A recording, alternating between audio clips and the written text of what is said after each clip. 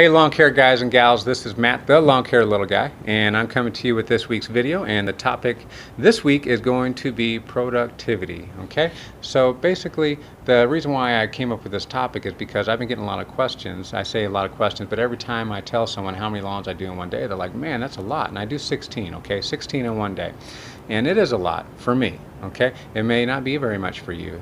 You may be able to push out more than that with a two-man crew, or maybe you can even do more with just one. I know a guy that did 16 in 6 hours, not just one day. So there's a secret to that type of stuff, okay, to having that productivity.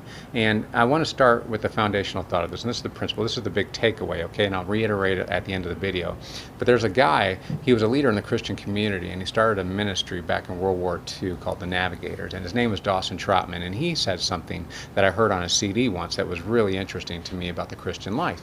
And what he said was that activity is no substitute for productivity.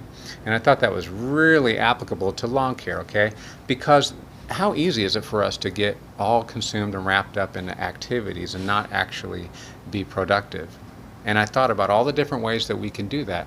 And one of the things that this fella, coming back to the guy that did 16 in 6 hours, he taught me about route density, how important that is. And the way he did it is he worked smarter and not harder. And it was route density that he taught me about. He did 16 lawns in 6 hours because they were right next to each other. I mean, literally right next to each other. I'm sure that he gave them a great deal on doing that. But in some of us, may or may not be, we probably have our minimums. But he had 16 lawns right in a row that he could just knock out really fast. And smarter, not harder is a really big deal. So we got to think about our processes. Is our equipment sufficient? Are we starting early enough? Are we staying late enough? I mean, it's just evaluating every aspect of business to eliminate the inefficiencies that are in our processes. And that's what he did, and that's how he did it. And that's one aspect of productivity. Another aspect of productivity is what they call red and green time, right? You got your red time where you're having activities, but you're not having a return on it. No production. You're not making any direct money on it. That might be like administrative time, which you might have factored in your price or not. I don't know, but a lot of people don't because it's hard to measure that, how often, how long you're going to spend on it. But then there's also the green time when you're actually out there mowing a lawn and you're actually going to get a check for that work that you just did. Driving time is another example of red time. Have you accounted for that? I don't know. Maybe a lot of us don't because we claim 55 cents per mile, right? Maybe we don't because we split the, anyways, we can get into all kinds of stuff, but there's all kinds of things. Now, one of the things, if you have employees, employees tend to take a lot of red time, the smoking, talking on the phone, all kinds of stuff. Chippy Chaplin, Chippy Chaplin. Is that a word? I say that a lot, don't I? I'm making a new word again. Chippy Chaplin. They're Chippy Chaplin. Chippy Chaplin? I'm Chippy Chaplin. Are you Chippy Chaplin? If you got a channel, I want to hear your Chippy Chaplin. Well, anyways, yeah, there's a lot of different ways that we can do this. Smarter, not harder, and we got to make sure that we're not just doing a bunch of activity and not getting any return, no product for our time and effort, right? I'll give you an example. I got a friend. They've had a business for a couple years now, and they haven't earned $1 off of it yet.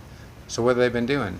A lot of red time, really. They've been working the business, they've been putting the hours in, but they're not getting anything out of it. That's red time. We want to minimize that red time. We want to substitute activity for productivity, right? Now there's going to be a margin, and that's understandable, but we want to minimize as much as possible so we can make as much money as possible, right? So we can spend more time at home with our families, right? Well, we're having this really busy time right now. I know I'm super crazy busy. I mean, I am insanely busy, and that's what's making me think about this too, is how many lawns can I really take, right? I don't know. I got to think about that route density. I got to think about smarter, not harder, activities. I got to look at my processes, refine them. But anyways, I'm kind of babbling now, but that's a thought that I really want you guys to think about, is when you look at your business and you're wondering how somebody is getting so much productivity out of their business, you got to look at yourself, and you got to look at all those aspects and wonder, what's red time? What's green time in my business? What am I counting as productivity? It's really just activity. It's not giving me anything back in return, right? It's so applicable, so applicable. So this is what I want to do.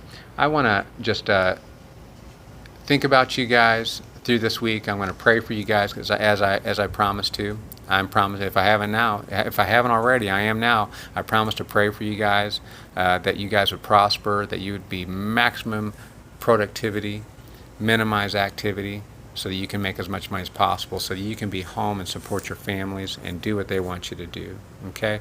I got a lot of activities coming up, that aren't going to make me any money. I'm going to be doing another small group in my house, for the church. I don't even know the group that's going to be attending. I'm not allowed to invite them right now. But I'm going to have some folks starting up in July 1. But you know what? I'm not looking for a monetary return on that. I'm looking for a spiritual return on that. I'm really hopeful for that. I'm hoping that's not just an activity, that I'm going to actually produce something spiritual out of that. Last year I got vacation. I'm going to sit here and justify this too, because it's like I'm spending a ton of money, but I really hope I get a return on my family. So that's something I got to do. Is it just an activity, or are we just going to go out there, or am I going to get an emotional return on my marriage for that? I really hope so. But I'm going to pray towards all that. I'm going to stay busy. I'm still taking more accounts. I think I'm up to 32 now. My goal was 30 this year. I had 27 last year, 27 weekly. No, that's not true. 27 accounts. I was hoping to go up to 30. I think I'm at 32 now. And I think there's only like 4 that are bi-weekly. That's crazy, right? So a packed schedule. Encourage me. Hey, why don't you guys do me a favor? Why don't you guys, if you like this video, if you like that idea, because I'm bigger on ideas, and I just want to hear from you guys. What do you guys do to stay productive? What do you guys do to stay encouraged? To wake up in the morning and say, I'm going to be productive today. I'm not going to make this an activity with no return, with no benefit. How am I going to make this a productive day? I'd like to hear your thoughts on that. Would you give me a comment? Would you do that for me? And by the way, I just want to thank also the subscribers too, because I got 50 subscribers now, and not that I'm counting, it just tells me that I got 50 subscribers, right? But I've noticed kind of a slowdown, and I understand that. But how about some ideas? Tell me what you guys want me to talk about. Because sometimes it's hard. I'll change. I'll go from here to there. I want to talk about this. I want to talk about that. And then I'll reshoot a little video trying to figure out how I want to present it and things like that. But the biggest thing is I just want to be real and raw with you guys. And that's what's been on my mind. But I want to know what's on your mind. Tell me what's going on in your mind. If you got a channel, I'm going to come and watch it. I'm going to subscribe. I'm going to like. I'm going to comment. And if I haven't, please tell me. Just feel free to be public on the comments. Let me know. Be like, Matt, you haven't come and visit my channel like you said you were. Well, I'll tell you this, it is kind of hard. It gets a little confusing with the comments sometimes. I can't even imagine these guys with thousands of subscribers, how they keep up with all that stuff. But I want to stay connected with you guys. So if I haven't come and visited you, if I haven't commented to let you know that I was there, if I haven't subscribed to you, let me know, and I'll do that, okay? So anyways, other than that, it's a beautiful day in Oklahoma City. I'm fixing to go do 2 more lawns today, and then we got Mother's Day. Mother's Day is actually tomorrow, but we're going to celebrate it tonight. So happy Mother's Day to you long girls out there, and enjoy that time. I hope you're blessed with your family during this time, and I know I'm blessed by my wife for how she mothers my children, how she wifes me, and supports me in marriage, supports me in lawn business, supports me in ministry. I couldn't live without her. So anyways, love you guys, praying for you guys. We'll see you later.